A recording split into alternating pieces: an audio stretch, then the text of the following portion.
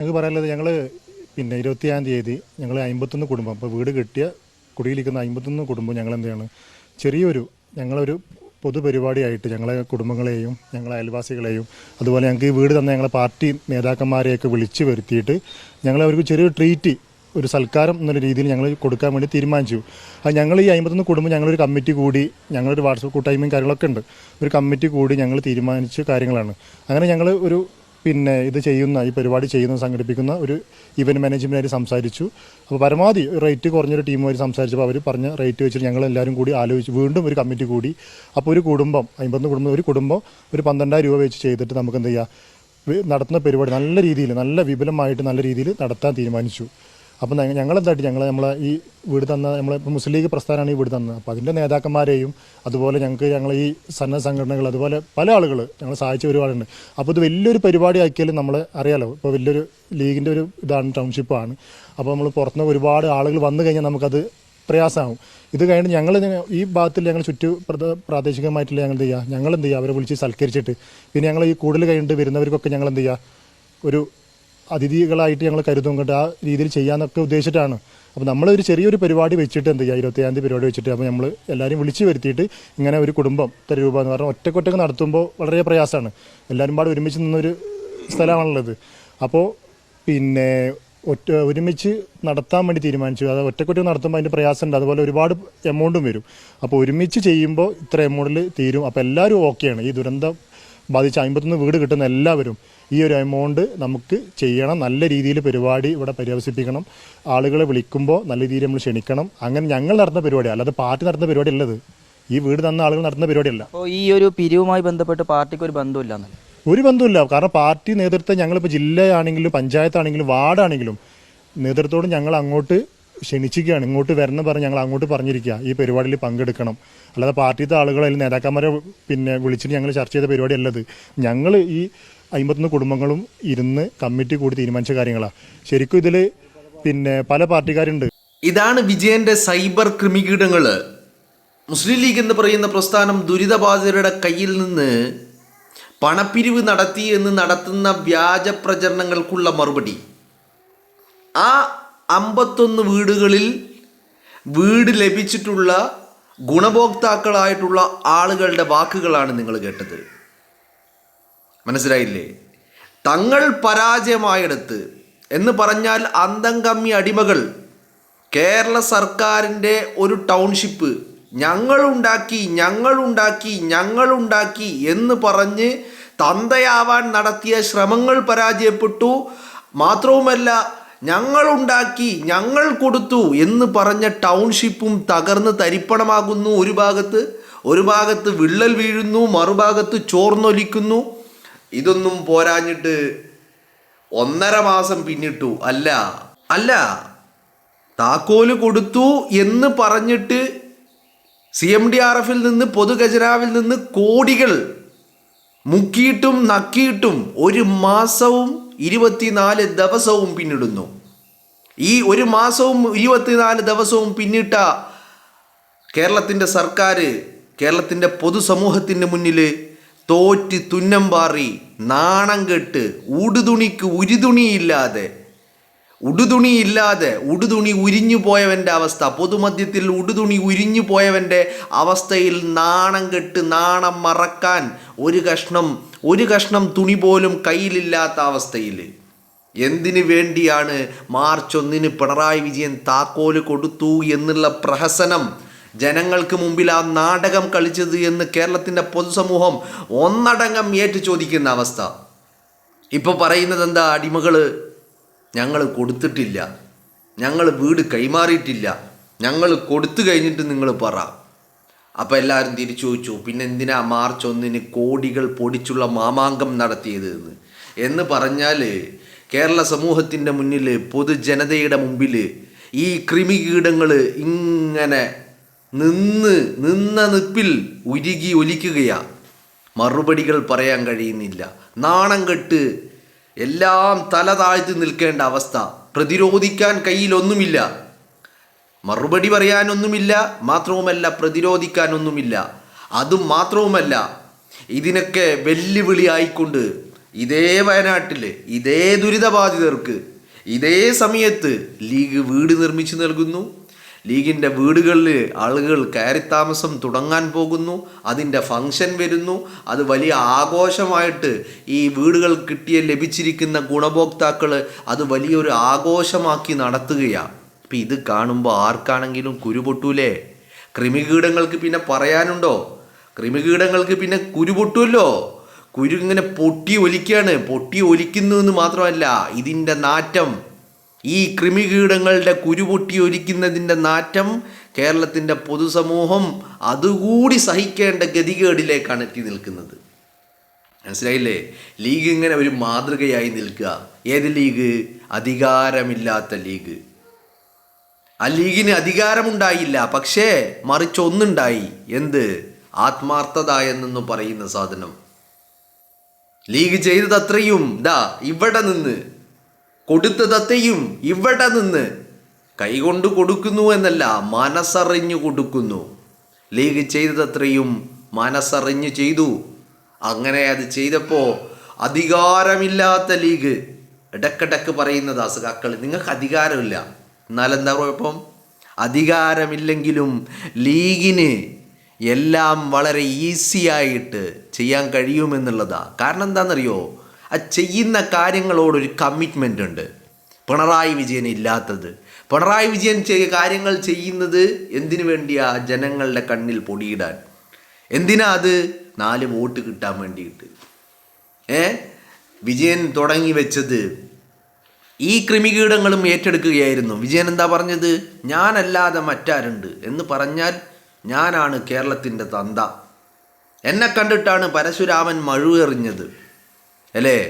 Township സർക്കാർ ഉണ്ടാക്കിയപ്പോഴും അടിമകൾ ഞങ്ങളുണ്ടാക്കി, ഞങ്ങൾ കൊടുത്തു.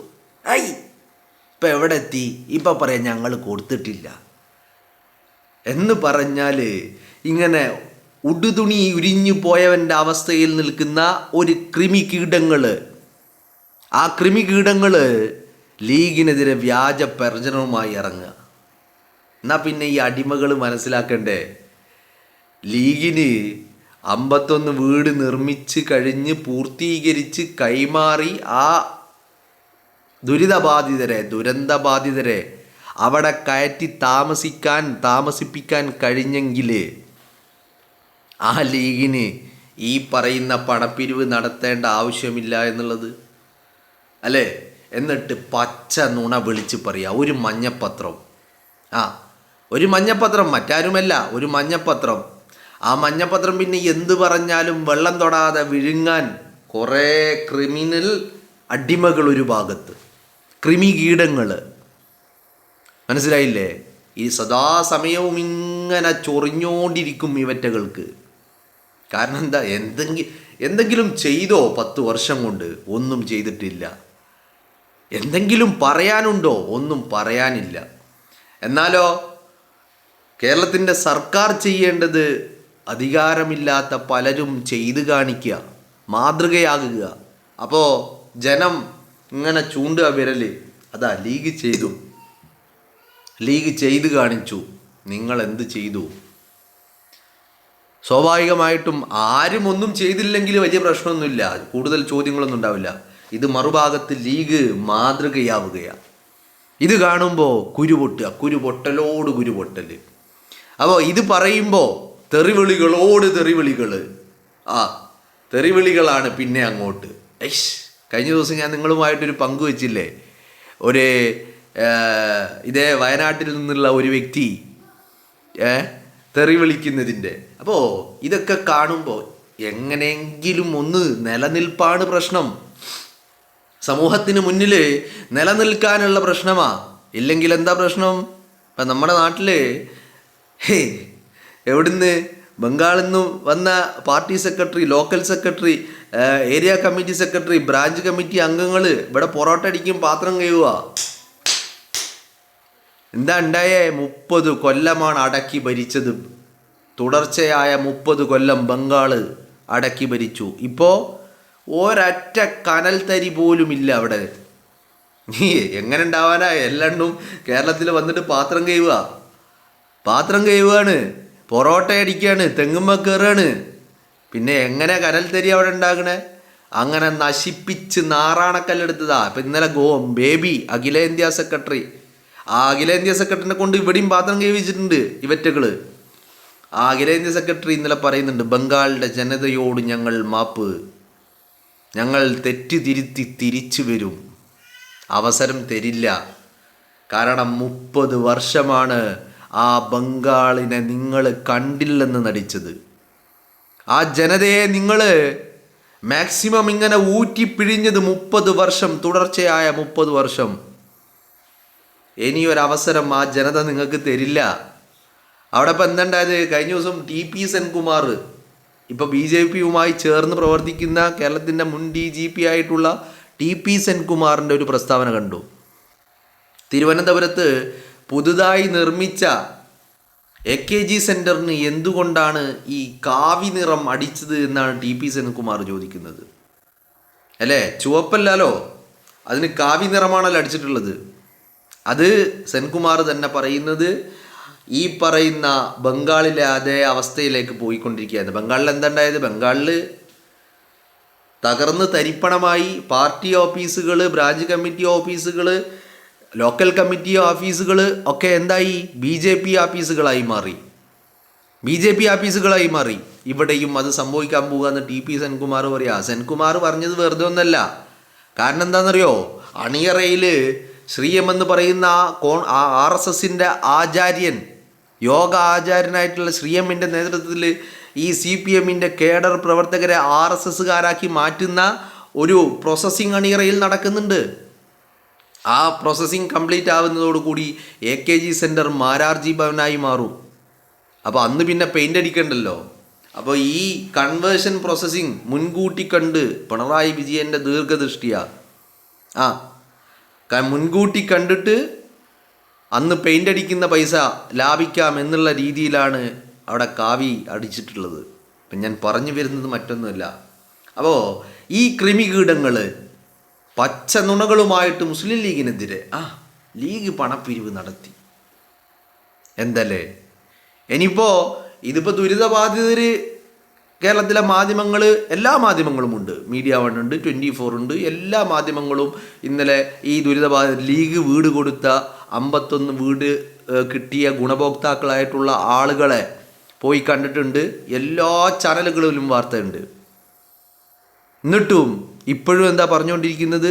ഈ പറഞ്ഞത് തന്നെ പാടിക്കൊണ്ടിരിക്കുക. എന്താ കാര്യം? കാര്യം മറ്റൊന്നുമല്ല, ഇവറ്റകൾ അങ്ങനെയാ.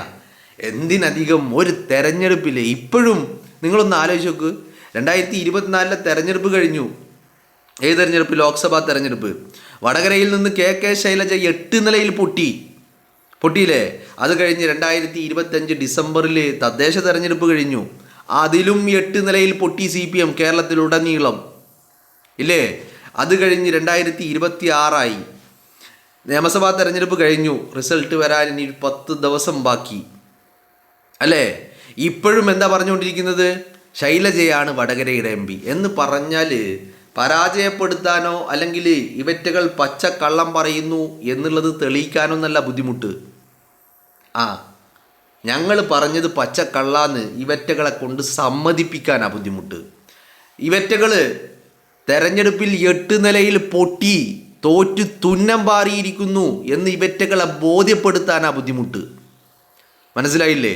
അതേപോലെ തന്നെ ഇപ്പോഴ് ഈ പറയുന്ന നുണ വീണ്ടും പറയുക, അത് തന്നെ ഏറ്റുപാടിക്കൊണ്ടിരിക്കുക. എന്താ കാര്യം? വിജയൻ ഭൂലോക തോൽവിയാ.